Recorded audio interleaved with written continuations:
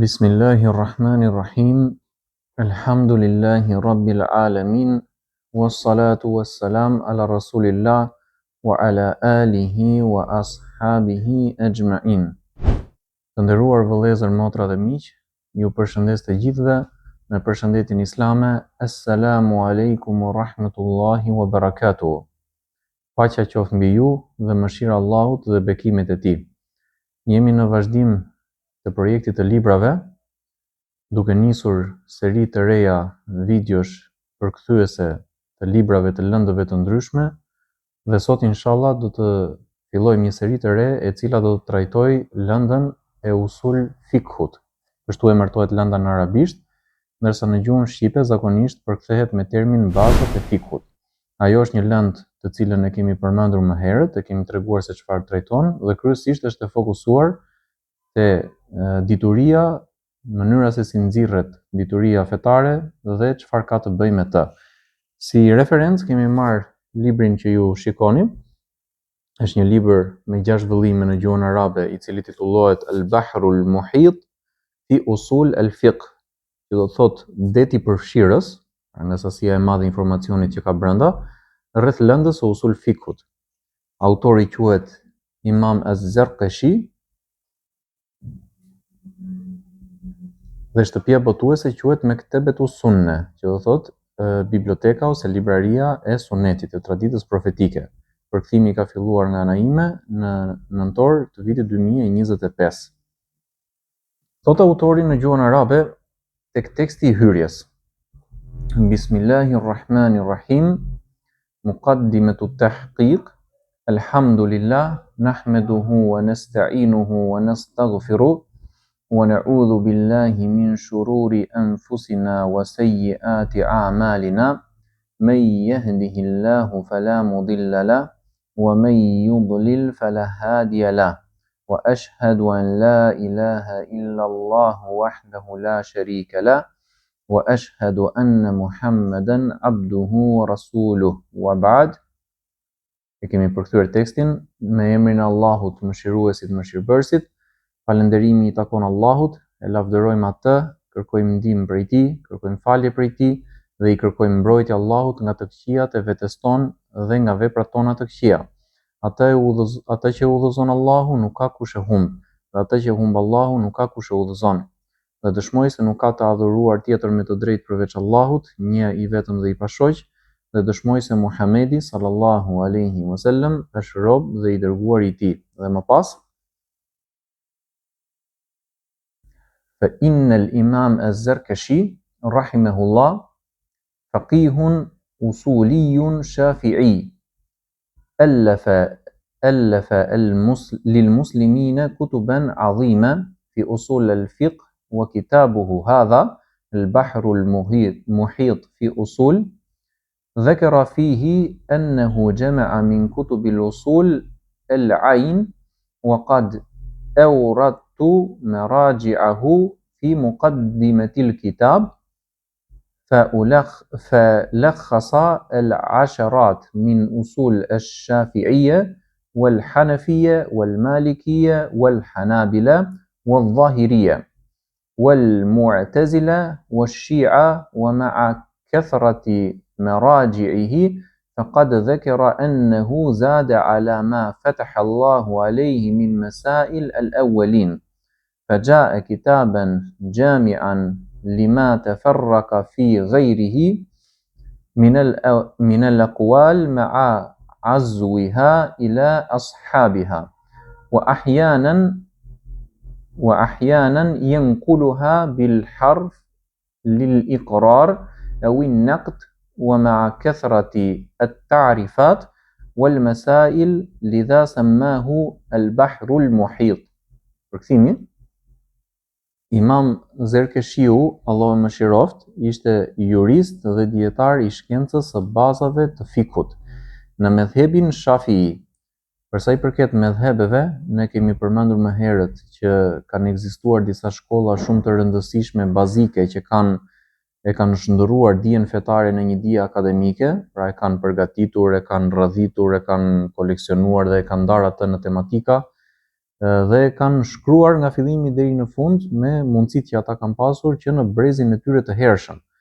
Pra bëhet fjalë që në kohën e tabiinëve si brez, që do thotë brezi i tretë i muslimanëve të këtij ummeti. Dhe ato që njihen më së shumti janë shkolla e Imam Ebu Hanifes, që njihet si medhebi Hanefi, të cilin në ditët e sotme e ndjek parafërsisht 3/4 i botës islame, duke përfshirë kryesisht vendet e Ballkanit, vendet turke, këtu e kemi për qëllim Anadollin, por edhe vendet e Azisë qendrore, dhe disa zona që janë kryesisht në lindje të umetit islam, të botës islame. Ndërsa për sa i përket medhebit Maliki, i udhëhequr nga Imam Malik ibn Enes, Allahu e mëshiroft, ai ishte i përhapur kryesisht në zonat e Afrikës së Veriut, por edhe më gjerë. Më pas medhebi Shafii, i udhëhequr nga Imam Shafii, që u përmend në këtë fragment të hyrjes së autorit, ai është i më vonshëm në krahasim me Ebu Hanifen dhe Malikun, dhe këta kanë qenë nxënës të njëri tjetrit. Pra Shafiu konkretisht ka qenë nxënës i Malikut dhe më pas Ahmedi ka qenë nxënës i Shafiut. Imam Shafiu i ka kryesisht ndjekësit e tij sërish në Afrikën Veriore më së shumti në ditët tona. Pjesërisht mund të themi që secili prej këtyre ka edhe në zonën e Shamit. Ndërsa Imam Ahmed ibn Hanbel, udhëheqësi i medhebit Hanbeli, kryesisht në ditët tona ndiqet nga popullatat arabe në ngadishullin arabik dhe veçanërisht në Arabi Saudite. Ndërsa do të përmendim pak më poshtë gjatë përkthimit medhebin Dhahiri, i cili është medhebi udhëhequr nga Imam Ibn Hazm, sërish një dietar i madh kalibri, por i më vonshëm në raport me këta 4 imamët që u përmendën më herët, dhe që ka shkruar po ashtu një sasi të madhe materiali në lëndën e fikut dhe ka lënë gjurmë të thella, por është quajtur me termin Dhahiri për arsye se bazohet kryesisht në pothuajse çdo çështje në atë që duket në pamje të parë nga teksti i argumentit fetar, Kurani ose Suneti. Dhe nuk e merr zakonisht për bazë atë që mund të jetë për qëllim nëse nuk duket që në pamje të parë ajo gjë. Dhe kjo lloj dukurie ka të bëjë me atë që në arabisht quhet fjala dhahirun, pra ajo që është e dukshme, që duket në pamje të parë. Po ashtu autori ka marrë në konsiderat dhe medhebet atyre që ne i konsiderojmë si sekte, deri tani ishim duke folur për ndjekës të sunetit profetik, mirë po i ka marrë për bazë domethënë për të cituar fjalët e tyre që çdo njeri prej tyre çfarë qëndrimi ka në lidhje me një çështje të caktuar që trajtohet gjatë librit. Në vazhdim, thot autori, ai shkroi vepra të mëdha, pra autori i tahkikut, i saktësimit, është duke folur për librin që ka përgatitur autori e Zarkeshi. Ai shkroi vepra të mëdha për muslimanët në fushën e usulit dhe libri i tij El Bahrul Muhit fil Usul, pra deti përfshirës në bazat, për të cilin ai ka përmendur se e ka mbledhur nga librat më të rëndësishëm të kësaj fushë, është prej tyre. Pra ky libër që ne po trajtojmë është prej këtyre librave të rëndësishëm që po flasim. Unë kam përmendur, thot autori, referencat e tij në hyrjen e librit. Ai ka përmbledhur 10 burime të shkollave të ndryshme, Shafiite, Hanifite, Malikite, Hanbelite, Dhahirite, Mu'tazilite dhe të Shiave. Edhe pse referencat e tij janë të shumta, ai ka përmendur se i ka shtuar atyre atë që Allahu i ka hapur në kupton në gjuhën e dietarëve të fushës, i ka mundësuar, pra i ka mundësuar prej çështjeve të dietarëve të hershëm.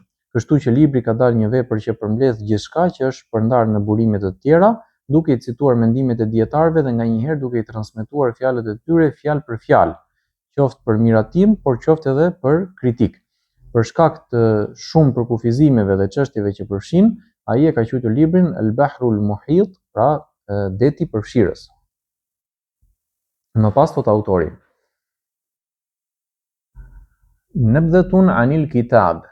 كتاب البحر المحيط عبارة عن موسوعة أصولية جمع فيها المصنف رحمه الله مسائل الأصول منسوبة إلى أقوالها، ويتميز هذا الكتاب بما يلي: جمع كل أو جل الأقوال في المسائل الأصولية حتى أقوال الشاذة والغريبة، فهو لا يترك شاذة ولا فاذة إلا ذكرها.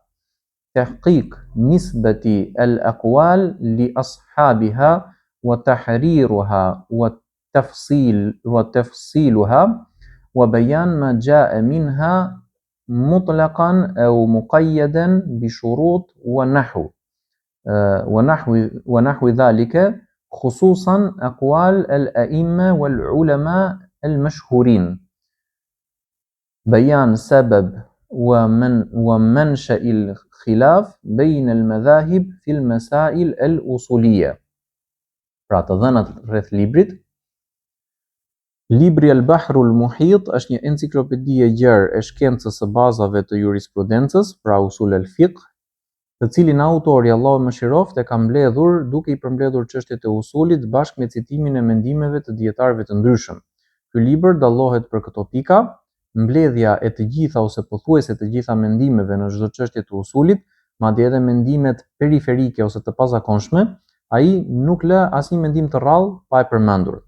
Saktësimi më pas i atribuimit të mendimeve tek dietarët që i kanë thënë ato, sqarimi dhe shpjegimi i tyre, duke treguar nëse ato janë thënë në mënyrë absolute apo me kushte të caktuara, sidomos kur bëhet fjalë për mendimet e imamëve dhe dietarëve të njohur. Dhe e treta, sqarimi i shkakut dhe burimit të mospajtimeve ndërmjet medhhebeve në çështjet e usulit. Më pas thot autori: تصوير المسألة تصويرا دقيقا وذكر الأمثلة لها، تحرير محل النزاع في هذه المسائل، ذكر التفريعات على المسألة سواء كانت هذه الفروع لغوية أو عقدية أو فقهية أو أصولية، ربط المسائل الأصولية المتشابهة وبيان الفروق الدقيقة بينهما، وكذلك الفروق بين المصطلحات الأصولية، بيان المراد بالمصطلحات والحدود الأصولية، وذكر ما يترتب على ذلك من خلاف، ذكر الإشكالات الواردة على المسائل والتنبيه عليها والإجابة عنها، ذكر الشروط والقيود المتنق عليها والمختلف فيها للمسائل الأصولية. الكتاب عبارة عن خلاصة كتاب من سبقه من الأصوليين في المذاهب الأربعة ومذهب الظاهرية، وقد ذكر الكتب التي اعتمد عليها في مقدمة الكتاب. فالكتاب إجمالا مفيد لجمع الأقوال وترجيحها وتحرير المسائل وغير ذلك مما يحتاجه الباحث. Më pas, vazhdon listimi i pikave për të cilat dallohet ky libër, përshkrimi i çështjes në mënyrë të saktë dhe përmendja e shembujve për të. Këtu ka për qëllim autori që në disa raste mundet që çështja të mos kuptohet dot për shkak se nuk është përshkruar siç duhet ose nuk janë përdorur fjalët e duhura për ta sqaruar se për çfarë është duke folur ai trajtim që bën një autor i caktuar. Më pas, sqarimi i vendit të mospajtimit në këtë çështje. Më pas, përmendja e degëzimeve ose ndarjeve të çështjes, qoftë këto degëzime gjuhësore, besimore, juridike apo usulie, pra të parimeve të jurisprudencës. Më pas, lidhja e çështjeve usulie të ngjashme dhe sqarimi i dallimeve të imta midis tyre si dhe dallimeve mes termave të kësaj lënde. Më pas, sqarimi i kuptimit të termave dhe përkufizimeve usulie dhe përmendja e asaj që pason prej kundërshtimeve. Më pas, përmendja problemeve të paraqitura në këtë çështje, vënia në dukje e tyre dhe dhënia e përgjigjeve përkatëse. Më pas, përmendja e kushteve dhe përkufizimeve për të cilat është rënë dakord ose për të cilat ka kundërshtime në çështjet e usulit. Më pas, libri është një përmbledhje e librave të atyre që i kanë paraprirë nga dietarët e usulit në 4 medhhebet dhe në medhhebin Dhahiri, dhe ai ka përmendur librat mbi të cilët është mbështetur në hyrjen e librit. Pra, libri në përgjithësi është i dobishëm për mbledhjen e mendimeve, zgjedhjen dhe argumentin e tyre, pra argumentimin e tyre, saktësimin e çështjeve dhe për çdo gjë tjetër që është e nevojshme për studiuesin. Më pas thot autori: وَلِأَهَمِّيَّةِ هَذَا الْكِتَابِ الْجَلِيلِ قُمْنَا مُسْتَعِينِينَ بِاللَّهِ بِتَحْقِيقِهِ حَتَّى يَخْرُجَ فِي هَذِهِ الْحَلَّةِ الْقَشِيبَةِ وذلك بمراجعة الخطوط التبوع وتصحيح العبارات وإثبات النصوص على صورة تكون أقرب إلى ما أثبته المصنف ولا ينبغي أن ندعي الكمال فإنه لله وحده فالحمد لله على ذلك. Dhe për rëndësinë e këtij libri të madh, ne duke kërkuar ndihmë prej Allahut, u morëm me verifikimin e tij derisa të dalin në këtë pamje të bukur, duke rishikuar dorëshkrimet dhe botimet të korrigjuara me shprehje të korrigjuara dhe pra duke korrigjuar shprehjet dhe duke vërtetuar tekstet në një formë sa më të afërt me atë që ka shkruar autori. Nuk është e arsyeshme të pretendojmë për sosmëri, sepse ajo i takon vetëm Allahut, pra falënderimi i takon Allahut për këtë gjë.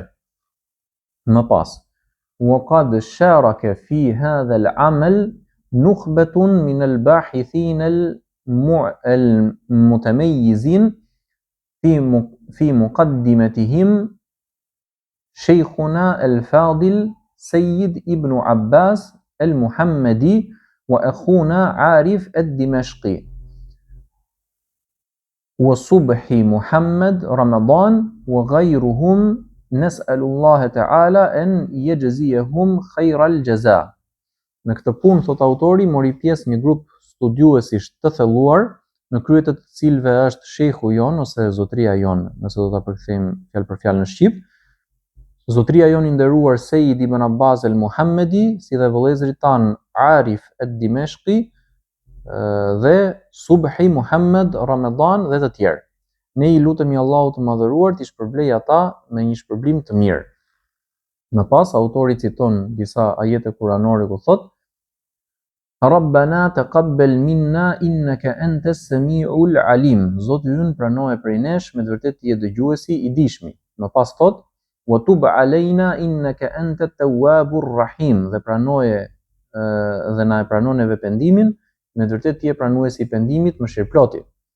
Më pas thot: liyundhira man kana hayya wa yahiqqa alqawlu ala alkafirin, që të paralajmërohet me të kushdo që është i gjallë dhe që të jetë një fjalë e prerë kundër jo besimtarëve.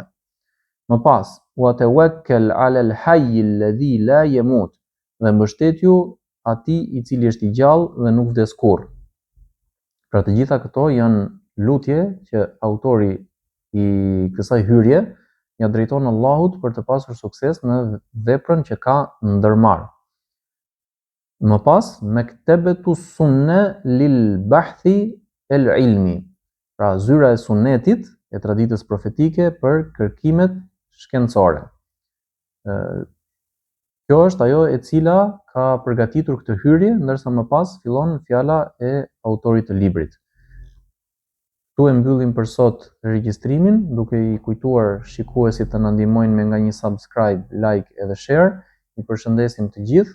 Subhanakallahumma wa bihamdik, wa ashhadu an la ilaha illa anta, wa astaghfiruka wa atubu ilayk.